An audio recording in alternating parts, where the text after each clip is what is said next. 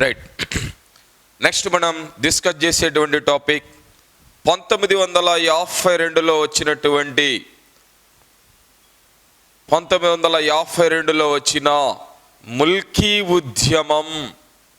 దీనికి సంబంధించినటువంటి విషయాలు చర్చించాలి.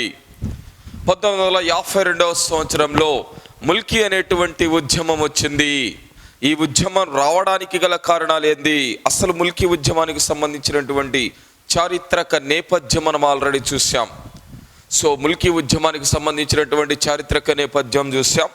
నెక్స్ట్ ముల్కీ ఉద్యమం అనేటువంటి దానిలో 1952లో ముల్కీ ఉద్యమం అనేటువంటి ఉద్యమం ఏ విధంగా మనకి ప్రారంభమైందనేటువంటి దానిలో క్లారిటీ ఉండాల్సినటువంటి అవసరం ఉంది.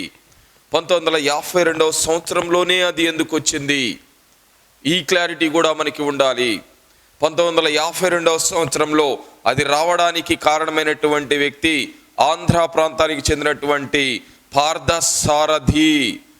పార్థసారథి అనేటువంటి ఆయన. ఎవరి పార్థసారథి, ఏం జరిగింది ఈ విషయం? తొలి దశ లేదా ముల్కీ ఉద్యమం అనేటువంటిది ప్రారంభమైంది వరంగల్ జిల్లాలో ప్రారంభమైంది. సో వరంగల్ జిల్లాలో హన్మకొండ అనేటువంటి ప్రదేశంలో మొట్టమొదటిసారిగా ముల్కీ ఉద్యమకారులు అనేటువంటి వాళ్ళు తమ యొక్క నిరసనను తెలియజేయడం జరిగింది. నిరసన కానీ, ధర్నా కానీ, ఉద్యమం కానీ మనం చెప్పినటువంటి దాని ప్రకారం తప్పనిసరిగా ఏ విధమైనటువంటి విధానంలో వస్తుంది అంటే, ఎందుకు వస్తుంది అంటే ఒక అసంతృప్తి నుండి వస్తుంది. ఇక్కడ ఉన్నటువంటి అసంతృప్తి ఏంది అంటే, వరంగల్ జిల్లాలో హన్మకొండ ప్రాంతంలో ఉన్నటువంటి సుమారుగా చాలా గ్రంథాలను బట్టి 180 మంది టీచర్స్ అనేటువంటి వాళ్ళని ట్రాన్స్ఫర్ చేసినటువంటి విద్యాశాఖకు సంబంధించినటువంటి అధికారి ఆయన ఎవరు అంటే ఆంధ్ర ప్రాంత వాసీయుడైనటువంటి పార్థసారథి అనేటువంటి ఆయన. సో 180 మంది టీచర్స్ని ఏకబిగిన ఆయన ఏం చేశాడు అంటే ఈయన ట్రాన్స్ఫర్ చేశాడు. ఆ ట్రాన్స్ఫర్ చేసినటువంటి దానిలో మనం గమనించాల్సిన విషయం, 180 మందిని ఒకేసారి ఏకబిగిన ఆయన ట్రాన్స్ఫర్ చేసి చెప్పినటువంటి విషయం ఏంది అంటే, సో ఆ ప్రాంతంలో మళ్ళీ ఆంధ్ర అనేటువంటి ప్రాంతానికి సంబంధించినటువంటి ఆంధ్ర ప్రాంత టీచర్లను ఈయన ఏం చేశాడు అంటే ఈ 180 మంది ప్లేస్లో ఈయన ఆంధ్ర ప్రాంతం వారిని తీసుకొచ్చి అక్కడ మళ్ళీ ఏర్పాటు చేయడం జరుగుతుంది. అంటే తెలంగాణ ప్రాంతం నుండి ఉన్నటువంటి వాళ్ళని తీసేసి తెలంగాణ ప్రాంతీయులైనటువంటి స్థానికులైనటువంటి లేదా తెలంగాణ ప్రాంతానికి చెందినటువంటి వారిని తీసేసి ఈయన ఏం చేశాడు అంటే క్లియర్గా మనకి తెలంగాణ ప్రాంతానికి సంబంధించినటువంటి దానిని తీసేసి ఆంధ్ర ప్రాంతానికి చెందినటువంటి వారిని ఆయన అక్కడ అపాయింట్ చేయడం గమనించాల్సిన విషయం. అంటే ఏ విధంగా ఆంధ్ర ప్రాంతానికి చెందినటువంటి వాళ్ళని అక్కడ ఆ వరంగల్ ప్రాంతంలో ఇన్క్లూడ్ చేశాడో కూడా మనకు తెలియాలి. సో ఆంధ్ర ప్రాంతానికి చెందినటువంటి టీచర్స్ని, తెలంగాణ ప్రాంతానికి చెందినటువంటి టీచర్స్ని తీసేసి ఆంధ్ర ప్రాంతానికి చెందిన టీచర్స్ని ఆయన అక్కడ టీచర్స్ని అపాయింట్ చేయడం జరుగుతుంది. తెలంగాణ టీచర్స్ని ట్రాన్స్ఫర్ చేశాడు. ఈయన విద్యాశాఖ ఏ స్థాయి విద్యాశాఖ అధికారి అంటే డిఈఓ, డిస్ట్రిక్ట్ ఎడ్యుకేషన్ ఆఫీసర్ లాంటి స్థాయి ఉన్నటువంటి ఉద్యోగిగా ఉన్నటువంటి పార్థసారథి అనేటువంటి వ్యక్తి. సో హన్మకొండ అనేటువంటి ప్రాంతంలో ఉన్న 180 మంది టీచర్స్ని ఏకబిగిన ఒకేసారి ట్రాన్స్ఫర్ చేశాడు. సో ఆ ట్రాన్స్ఫర్ చేసినటువంటి వాళ్ళ ప్లేసుల్లో ఆంధ్ర ప్రాంతం వారిని పెట్టాడు. ఇది చాలా గొప్ప తప్పిదం. సో దీనిని నిరసన తెలియజేస్తూ దీనికి నిరసనగా ఆ ప్రాంతంలో ఉన్నటువంటి టీచర్స్ మరియు 100 మందికి పైగా విద్యార్థులే మొట్టమొదటిసారిగా తెలంగాణ ప్రాంతంలో ముల్కీ అనేటువంటి ఒక ఉద్యమం ప్రారంభించారు. ఇది మనం గమనించాల్సినటువంటి విషయం. ఓకేనా? 100 మంది విద్యార్థులతో ప్రారంభమైనటువంటి ముల్కీ ఉద్యమం చాలా రకాలైనటువంటి సమస్యల్ని ఎదుర్కొంది, చాలా రకాలైనటువంటి విషయాలను ఎదుర్కొంది. ఈ రకమైనటువంటి అసంతృప్తి స్టార్ట్ అయింది. 180 మందిని ఏకబిగిన ఒకేసారి ట్రాన్స్ఫర్ చేయడంతో ఇక్కడ 100 మంది విద్యార్థులు ఏకంగా జిల్లా కలెక్టరేట్ ఆఫీస్ దగ్గర ధర్నాకి దిగారు. వీళ్ళపై లాఠీ చార్జీ కూడా నిర్వహించడం జరుగుతుంది. కానీ అదృష్టం కొద్దీ ఆ 100 మంది విద్యార్థుల్లో ఒక్కళ్ళు కూడా మరణించినటువంటి సందర్భం. సో ఒకవేళ మరణించి ఉంటే ఉద్యమం యొక్క ఊపు, ఉద్యమం యొక్క పంద వేరే విధంగా వెళ్ళేది. కానీ అదృష్టం కొద్దీ ఆ లాఠీ చార్జీలో ఒక్కళ్ళు కూడా మరణించలేదు. కానీ మనకు ఇక్కడ గమనించాల్సినటువంటి విషయం ఏంటి అంటే, ఈ లాఠీ చార్జ్ సందర్భంలో 100 మంది విద్యార్థులు అనేటువంటి వాళ్ళలో కొంతమంది గాయపడతారు. ఈ లాఠీ చార్జ్ నిర్దాక్షిణ్యంగా విద్యార్థుల మీద చేయటం ఏంది అని చాలామంది తమ యొక్క అభిప్రాయాలను వ్యక్తం చేశారు. సో లాఠీ చార్జ్ జరిగినటువంటి సందర్భాన్ని చూస్తే కళ్ళకు కట్టినట్లు ఓ కవి దానికి సంబంధించినటువంటి దాన్ని వర్ణించాడు. మా హక్కులు, మాకు కావాల్సినటువంటి, మా ప్రాంతానికి కావాల్సినటువంటి వాటిని మేము అడుగుతూ ఉంటే మా మీద లాఠీ చార్జీ చేయడం ఏంది అని ప్రశ్నించినటువంటి కవులు, కళాకారులు కూడా ఆ సందర్భంలో కనబడుతూ ఉన్నారు. 1952వ సంవత్సరంలో ఎప్పుడైతే ఈ ప్రధానమైనటువంటి ముల్కీ ఉద్యమం ప్రారంభమైందో క్లియర్గా మనం తెలియజేయాల్సినటువంటి మరొక అంశం ఏంది అంటే, ఈ ఉద్యమకారులు ఒక విధానం, ఒక అంశాన్ని బురుగుల రామకృష్ణారావుకి తెలియజేస్తారు. ఏ అంశాన్ని తెలియజేస్తారు అంటే, అసలు ఈ ముల్కీ ఉద్యమం, అసలు ఈ తెలంగాణ ప్రాంతంలో మొత్తం ఎంతమంది ఆంధ్ర ప్రాంతానికి చెందినటువంటి వారు నియామకం జరిగింది, ఏ డిపార్ట్మెంట్లో ఎంతెంతమంది ఉన్నారో ఒకసారి లెక్కదేల్చి ఆ ఆంధ్ర ప్రాంత వారిని తిరిగి ఆంధ్రాకు పంపించాలనేటువంటి ఉద్దేశంతో ఒక్కసారి లెక్కదేల్చి ఒక ఉపసంఘం ఏర్పాటు చేయవలసిందిగా, ఒక ఉపసంఘం అనేటువంటి దానిని ఏర్పాటు చేయవలసిందిగా కోరడం జరుగుతుంది ఉద్యమకారులు. సో ఈ ఉద్యమకారుల్లో డి సుధాకర్ అనేటువంటి వ్యక్తి, డి సుధాకర్ అనేటువంటి ఆయన తెలంగాణ ఉద్యమంలో ముల్కీ అనేటువంటి ఉద్యమ కాలంలో వరంగల్ ప్రాంతంలో ఈ తెలంగాణ అనేటువంటి ముల్కీ ఉద్యమానికి నాయకుడిగా ఎదుగుతాడు. సో ఆ సందర్భంలో డి సుధాకర్ అనేటువంటి వ్యక్తి ఏమని డిమాండ్ చేశాడు అంటే, వరంగల్ ప్రాంతం నుంచి లేదా హల్మకొండ ప్రాంతం నుంచి బురుగుల రామకృష్ణారావు అనేటువంటి ముఖ్యమంత్రి తప్పనిసరిగా తెలంగాణ ప్రాంతంలో లేదా ఈ హైదరాబాదు రాష్ట్రంలో ఎంతమంది ఆంధ్ర ప్రాంతానికి చెందినటువంటి వారు ఉద్యోగులుగా ఉన్నారు, ప్రతి డిపార్ట్మెంట్లో పౌర సరఫరాలు, మత్స్యశాఖ, అన్ని రకాలైనటువంటి శాఖ, హోంశాఖలో ఎంతమంది ఉన్నారు, లేదనుకుంటే పౌర సరఫరాల శాఖలో ఎంతమంది ఉన్నారు, అన్ని రకాలైనటువంటి శాఖల్లో సచివాలయంలో ఎంతమంది ఉద్యోగులు ఉన్నారు, లేదనుకుంటే ఇలాంటివన్నీ కూడా. సో ఆంధ్ర ప్రాంతానికి చెందినటువంటి ఉద్యోగులు ఎంతమంది ఉన్నారు ఒకసారి నిగ్గు తేల్చండి. వాళ్ళని తిరిగి ఆంధ్ర ప్రాంతానికి పంపించడమా లేదా అనేటువంటిది ఉపసంఘం అనేటువంటి దాన్ని ఏర్పాటు చేయండి. ఆ ఉపసంఘం ద్వారా మొత్తం లెక్కలన్నీ కూడా తేలతాయి. ఆ తర్వాత ముల్కీ అనేటువంటి నిబంధనలు ఎందుకు తెలంగాణ ప్రాంతంలో అమలు జరగట్లేదో క్లియర్గా కోర్టుల ద్వారా మనం తేల్చుకుందాం. సో ముందైతే బురుగుల రామకృష్ణారావు అనేటువంటి వ్యక్తి తప్పనిసరిగా చేయాల్సినటువంటి పని ఏంది అంటే, ఆయన తప్పనిసరిగా ఉద్యమకారులు కోరినటువంటి ఒక అంశం ఏంది అంటే, తప్పనిసరిగా బురుగుల రామకృష్ణారావు ఒక ఉపసంఘాన్ని ఏర్పాటు చేయాలి. ఆ ఉపసంఘాన్ని ఏర్పాటు చేస్తేనే ఈ క్లారిటీ అనేటువంటిది, ఉద్యోగులు ఎంతమంది ఉన్నారనేటువంటి క్లారిటీ వస్తుంది అనేటువంటి విషయాన్ని తెలియజేయడం జరుగుతుంది. అనుకోకుండా సో ఉద్యమ పందా అనేటువంటిది కొనసాగుతున్నటువంటి సందర్భంలోనే మనకి 1952లో ఈయన ఆగస్టు 24వ తారీఖున క్లియర్గా అక్కడ ఉన్నటువంటి విద్యార్థులు, అక్కడ ఉన్నటువంటి టీచర్స్, అక్కడ ఉన్నటువంటి ఉద్యమకారులు ఏమని చెప్తారు అంటే, ఆగస్టు 24వ తారీఖు తప్పనిసరిగా ఆ లోపు మీరు ఉపసంఘాన్ని ఏర్పాటు చేస్తే మేము ఉద్యమం చెయ్యం, ఉపసంఘాన్ని ఏర్పాటు చేయకపోతే తప్పనిసరిగా మేము ఉద్యమాన్ని నిర్వహిస్తాం అనేటువంటి అల్టిమేటాన్ని జారీ చేయడం జరుగుతుంది. ఆగస్టు 24 లోపు తప్పనిసరిగా నేను ఉపసంఘాన్ని ఏర్పాటు చేస్తానని చెప్పినటువంటి బురుగుల రామకృష్ణారావు దగ్గర నుండి ఎలాంటి సమాధానం విద్యార్థులు రాకపోవడంతో ఆగస్టు 24వ తారీఖున మళ్ళీ వాళ్ళు ధర్నాలు, నిరసనలు, ఉద్యమాన్ని ఉధృతం చేయడం గమనించాల్సినటువంటి విషయం. మళ్ళీ లాఠీ చార్జ్ జరుగుతుంది. ఇలాంటి పరిస్థితుల్లో మన తెలంగాణ ప్రాంతంలో ఈ ముల్కీ అనేటువంటి ఉద్యమాన్ని గొప్పగా అభివృద్ధి చేయడం కోసం, ఈ ముల్కీ అనేటువంటి ఉద్యమాన్ని గొప్పగా మన తెలంగాణ ప్రాంతమంతా విస్తృతంగా వ్యాప్తి చేయడం కోసం రకరకాల సభలు సమావేశాలు నిర్వహించుకోవడం జరుగుతుంది. ఆ సందర్భంలోనే మనకి కరీంనగర్లో ఒక సభ, ఆ సందర్భంలోనే మనకి నిజామాబాద్లో ఒక సభ, ఆ సందర్భంలోనే మనకి జరిగినటువంటిది ఎగ్జామ్లు అడగడానికి ఛాన్స్ ఉన్నటువంటి సంఘటన ఏంది అంటే ఒక ఇంపార్టెంట్ అయినటువంటి సంఘటన జరిగింది.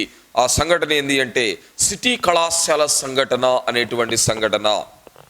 ఓకేనా ఫ్రెండ్స్? సో సిటీ కళాశాల సంఘటన అనేటువంటిది చాలా ఇంపార్టెంట్ అయినటువంటి రోల్ ప్లే చేస్తుంది.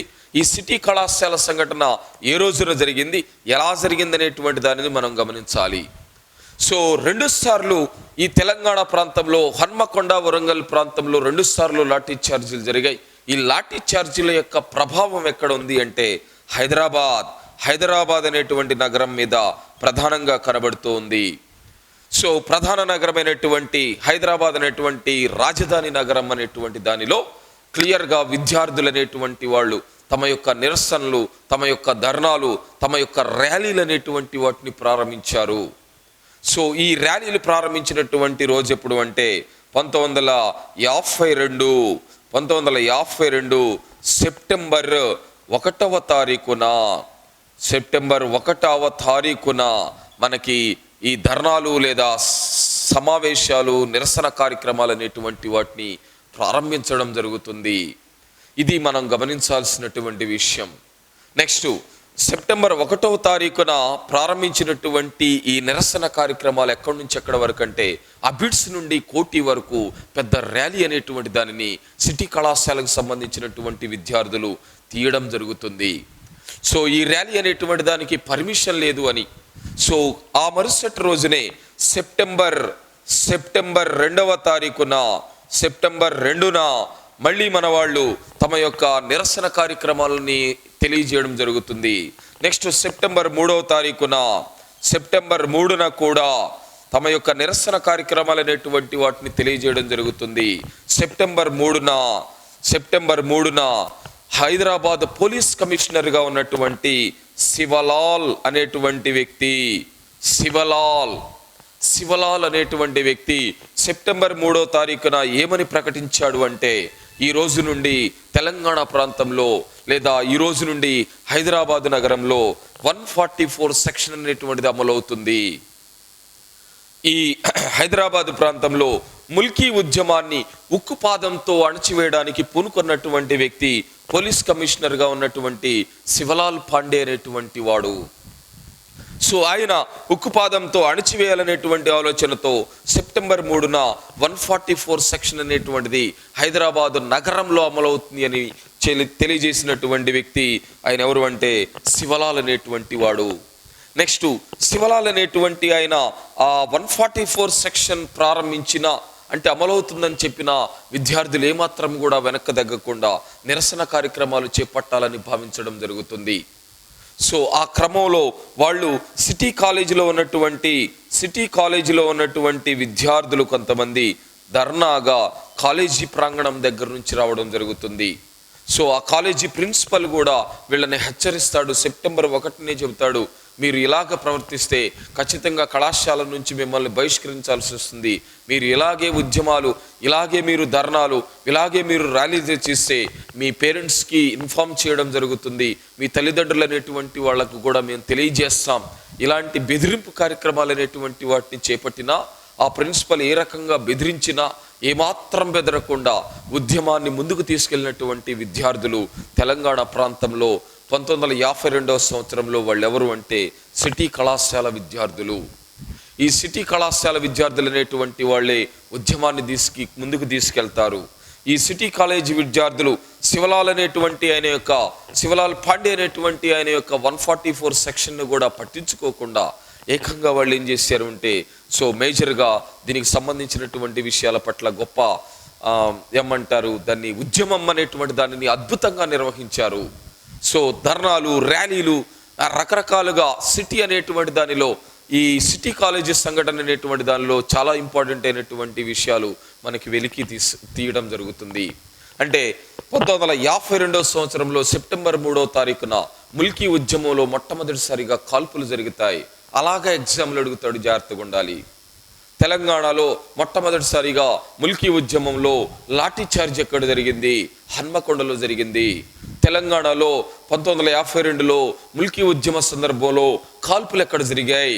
అవి ఎక్కడ జరిగాయంటే క్లియర్గా మనం చెబుతాం. అది ఎక్కడ జరిగాయంటే హైదరాబాద్ నగరంలో జరిగాయి. హైదరాబాద్ నగరంలో జరిగాయి. నెక్స్ట్ హైదరాబాద్ నగరంలో ఏ ప్రాంతంలో జరిగాయి? అబిడ్స్కి సమీపంలో జరిగాయి, లేదా కింగ్ కోటికి సమీపంలో జరిగాయి. సో ఆ కాల్పుల్లో మరణించినటువంటి మొట్టమొదటి వ్యక్తి మహమ్మద్ కాసిం. ఇలా అడుగుతాడు, మనకి జాగ్రత్తగా ఉండాలి. సో ముల్కీ ఉద్యమ సందర్భంలో మనకి మరణించినటువంటి మొట్టమొదటి వ్యక్తి ఎవరు అంటే మహమ్మద్ కాసిం అనేటువంటి వాడు. ఇది మనం గుర్తుపెట్టుకోవాలి. మహమ్మద్ కాసింతో పాటు ఇక్కడ మరొక వ్యక్తి కూడా మరణిస్తాడు. సెప్టెంబర్ 3వ తారీఖున జరిపినటువంటి కాల్పులలో ఇద్దరు మరణించడం జరుగుతుంది, ఇద్దరు తీవ్రంగా గాయపడడం జరుగుతుంది. ఇద్దరేమో మరణించారు, మరో ఇద్దరేమో తీవ్రంగా గాయపడ్డారు. సో వీళ్ళు మరణించినటువంటి రోజు సెప్టెంబర్ 3న మరణించారు. నెక్స్ట్ సెప్టెంబర్ చికిత్స పొందుతూ చాలా గ్రంథాల్లో రాయబడింది సెప్టెంబర్ 29న మరణించినటువంటి వ్యక్తులు, మరో ఇద్దరు వ్యక్తులు అక్కడ మరణిస్తారు. శ్రీరాములు అనేటువంటి వ్యక్తి, ఓకేనా. సో ఆయనతో పాటు మరొక వ్యక్తి, ఇద్దరు కూడా మరణిస్తారు. సో వీళ్ళల్లో విద్యార్థిగా మరణించినటువంటి వ్యక్తి ఎవరు అంటే మహమ్మద్ కాసిం అనేటువంటి ఆయన 22 సంవత్సరాల వయసున్నటువంటి ఈ నవ యువకుడు అనేటువంటి ఆయన మరణించినటువంటి సందర్భం. సో కాల్పుల్లో మరణించాడు. అది దీనికి ఉన్నటువంటి స్పెషాలిటీ. సహజంగా మరణిస్తే మనం ఇంత స్ట్రెస్ చేసి చెప్పుకోవాల్సినటువంటి అవసరం లేదు. నెక్స్ట్ ఇక్కడ మహమ్మద్ కాసిం అనేటువంటి ఆయన మరణించడం జరుగుతుంది. మరణించిన వాళ్ళలో నలుగురు మరణిస్తే నలుగురిలో కూడా ముగ్గురు ఎవరు అంటే ఓన్లీ ముస్లింలు మాత్రమే. ముగ్గురు కూడా ముస్లింలే ఉంటారు. ఒక్కడు మాత్రమే హిందూ అయినటువంటి వ్యక్తి ఉంటాడు. అతని పేరు శ్రీరాములు అనేటువంటి వ్యక్తి. మిగిలిన ముగ్గురు కూడా ముస్లిం అనేటువంటి లేదా ఇస్లాం మతానికి చెందినటువంటి వాళ్ళే. సో వాళ్ళు సాహసం చేసి సెప్టెంబర్ 3వ తారీఖున సో ఈ ఉద్యమం అనేటువంటి దాన్ని సిటీ కళాశాల సంఘటన అని పిలుస్తాం. కాల్పులు జరిగినటువంటి రోజు సెప్టెంబర్ 3న కాల్పులు జరుపుతారు. నెక్స్ట్ ఇదే సందర్భంలో మళ్ళీ మనకి ఉద్యమం అనేటువంటిది కొనసాగించాలనేటువంటి ఆలోచనకు వస్తారు. కాల్పులు జరిపినా కూడా, ఏ రకంగా కాల్పులు జరిపినా కూడా ఎట్టి పరిస్థితుల్లో కూడా ఉద్యమం ఆగే పరిస్థితి లేదు అని క్లియర్ చేసినటువంటి విద్యార్థులు మళ్ళీ సెప్టెంబర్ 4వ తారీఖున రోడ్ల మీదకి వచ్చారు, ధర్నాలు చేశారు. సిటీ కళాశాల సంఘటన అనంతరం కూడా, కాల్పులు జరిపిన తర్వాత కూడా విద్యార్థులు అనేటువంటి వాళ్ళు ఉద్యమాన్ని వదలలేదు. రెండవసారి కూడా మళ్ళీ కాల్పులు జరుపుతారు సెప్టెంబర్ 4వ తారీఖున. అయినా విద్యార్థులు అనేటువంటి వాళ్ళు తమ యొక్క ఉద్యమ పందాన్ని ఏమాత్రం కూడా వెనక్కి తీయలేదు. ఈ పరిస్థితులన్నీ గమనిస్తున్నటువంటి 1952వ సంవత్సరంలో హైదరాబాద్ రాష్ట్రానికి పరిపాలకుడిగా సీఎంగా ఉన్నటువంటి వ్యక్తి బూర్గుల రామకృష్ణారావు అనేటువంటి వాడు ఏం చేశాడు అంటే ఈ సిటీ కాలేజీ సంఘటన తెలంగాణలో విద్యార్థులపై, తెలంగాణలో జరుగుతున్నటువంటి ఈ కాల్పులు అనేటువంటి జరిపినటువంటి కాల్పులపై ఈయన జస్టిస్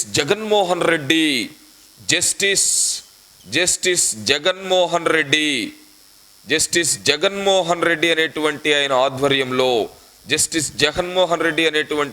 ఆధ్వర్యంలో ఒక కమిటీని నియమించాడు.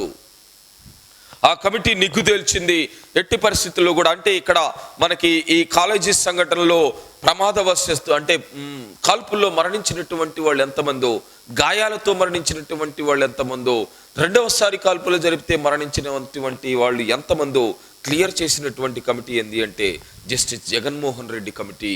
ఈ కమిటీ యొక్క విచారణ ప్రకారం మొత్తం ఎంతమంది మరణించారు అంటే 6 మంది మరణించారు. సో 6 మంది మరణించినటువంటి సందర్భం ఎక్కడ అంటే ఓన్లీ హైదరాబాద్ నగరంలోనే 6 మంది ఈ ఉద్యమ సందర్భంలో మరణించారు. వీళ్ళకి హైదరాబాద్లో ఈ కాల్పులు జరిపినప్పుడు సో ఎవరైతే ప్రతిపక్ష నాయకుడిగా ఉంటారో 1952వ సంవత్సరంలో పీడిఎఫ్ పార్టీ తరపున 42 అసెంబ్లీ స్థానాలు గెలవడానికి కారణమైనటువంటి వ్యక్తులు వాళ్ళు క్లియర్గా మళ్ళీ కమ్యూనిస్టు పార్టీకి చెందినటువంటి వ్యక్తులు వీళ్ళు ఈ 1952 సంవత్సరంలో ముల్కీ ఉద్యమంలో మరణించినటువంటి వారికి వాళ్ళు అండగా ఉంటారు. అలాంటి వాళ్ళల్లో ప్రతిపక్ష నాయకుడైనటువంటి మహానుభావుడు విడి దేశ్ముఖ్, అలాంటి నాయకుల్లో జయసూర్య అనేటువంటి నాయుడు అనేటువంటి వ్యక్తి, అలాగే బద్దం ఎల్లారెడ్డి అనేటువంటి వ్యక్తి, పద్మజా నాయుడు అనేటువంటి ఆమె. సో వీళ్ళందరూ సరోజినీ నాయుడు యొక్క కుమార్తె మరియు కుమారుడు. జయసూర్య నాయుడు ఎవరో కాదు, సరోజినీ నాయుడు అనేటువంటి ఆమె యొక్క కుమారుడు. పద్మజా నాయుడు ఎవరో కాదు, సో ఆమె క్లియర్గా మనకి సరోజినీ నాయుడు యొక్క కుమార్తె. వీళ్ళు తెలంగాణలో జరుగుతున్నటువంటి ముల్కీ ఉద్యమానికి సపోర్టర్గా నిలబడినటువంటి వాళ్ళు. ప్రొఫెసర్ జయశంకర్, నెక్స్ట్ అలాగే కేశవరావు అనేటువంటి ఆయన, వీళ్ళు కూడా 1952లో జరుగుతున్నటువంటి ఈ ఉద్యమ సందర్భంలో ఉన్నటువంటి పరిస్థితులని క్లియర్గా తెలుసుకోవడం కోసం వాళ్ళు చాలా రకాలైనటువంటి అనుభవపూర్వకమైనటువంటి అంశాలని నేర్చుకోవడం జరుగుతుంది.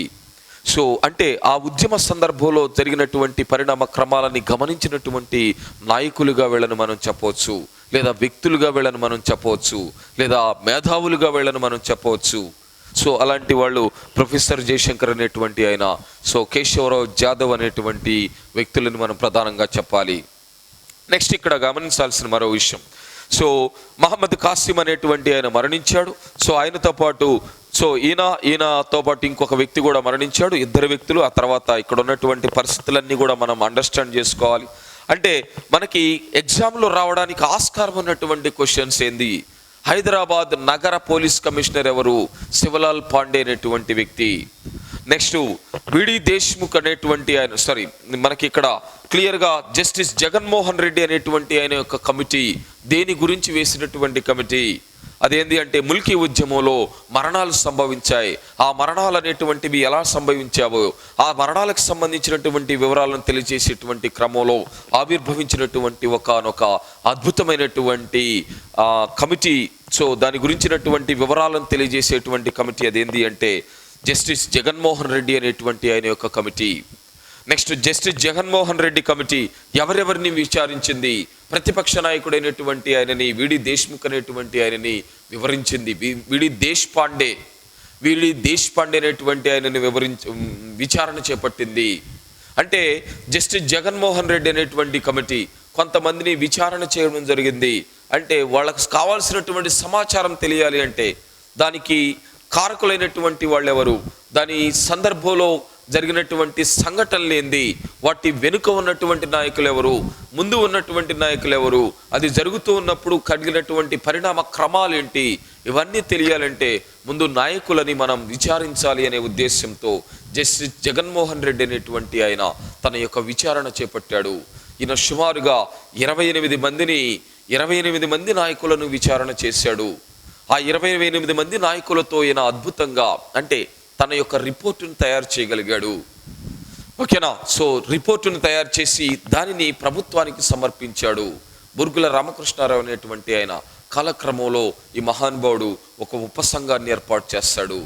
ఆ ఉపసంఘం ఏర్పాటు చేయడం కోసమే జరిగినటువంటి పరిణామ క్రమం తెలంగాణలో ఈ ముల్కీ ఉద్యమం అనేటువంటిది 1952 సంవత్సరంలో దీనికి సంబంధించినటువంటి ప్రధానమైనటువంటి సంఘటనలు జరిగాయి. 1952 సంవత్సరంలోనే ముల్కీ ఉద్యమం అనేటువంటి దాని యొక్క ప్రధానమైనటువంటి అంశాలు మనకు కనబడుతూ ఉన్నాయి. సిటీ కళాశాల సంఘటన, అలాగే జస్టిస్ జగన్మోహన్ రెడ్డి అనేటువంటి ఆయన యొక్క కమిటీకి సంబంధించినటువంటి వివరాలు. సో ఇవి బేసికల్గా ముల్కీ ఉద్యమానికి సంబంధించి 1952లో మనం గమనించాల్సినటువంటి విషయాలు. అన్ని డిపార్ట్మెంట్లో, అన్ని ప్రాంతాలు, అన్ని డిపార్ట్మెంట్లో, తెలంగాణలో ఉన్నటువంటి అన్ని డిపార్ట్మెంట్లో దాదాపుగా ఆంధ్ర ప్రాంతానికి చెందినటువంటి వాళ్ళు ఉద్యోగులుగా ఉన్నటువంటి సందర్భం ఉంది. సో వాళ్ళని ఎంతమంది ఉన్నారో నిగ్గుదేల్చేటువంటి క్రమంలో ఒక ఉపసంఘం వేయాలి. నెక్స్ట్ ముల్కీ నిబంధనలు అమలయ్యేలాగా ఒక చర్యను చేపట్టాలనేటువంటి ఉద్దేశంతో ఉద్యమం అనేటువంటిది రావడం జరిగింది. సో బుర్గుల రామకృష్ణారావు కాలక్రమంలో ఆయన ఒక ఉపసంఘాన్ని వేస్తాడు. దానికన్నా ముందు సిటీ కళాశాల సంఘటన అనేటువంటిది చాలా ప్రసిద్ధి చెందినటువంటి సంఘటన. 1952లో వచ్చినటువంటి ముల్కీ ఉద్యమంలో ప్రధానంగా వీటిని మనం అబ్జర్వ్ చేయాలి. సో ఈ అంశంలో మనం క్లియర్గా దీనికి సంబంధించినటువంటి విషయాలు తెలుసుకున్నాం. ముల్కీ ఉద్యమం 1952, ముల్కీ ఉద్యమ మూలాలు. సో అప్పుడు మనం బహమనీ సామ్రాజ్య కాలం నుండి ఏ విధంగా ఈ ముల్కీ అనేటువంటి నాన్ ముల్కీ అనేటువంటి విధానం ఎలా వచ్చిందో మనం చూసాం. 1952 ముల్కీ ఉద్యమ సందర్భంలోనే మనకి ఇడ్లీ సాంబార్ గో బ్యాక్, విద్యార్థులు నెక్స్ట్ స్టూడెంట్స్ యూనియన్ జిందాబాద్ అనేటువంటి నినాదాలు గొప్పగా మనకి కనబడుతూ ఉన్నాయి.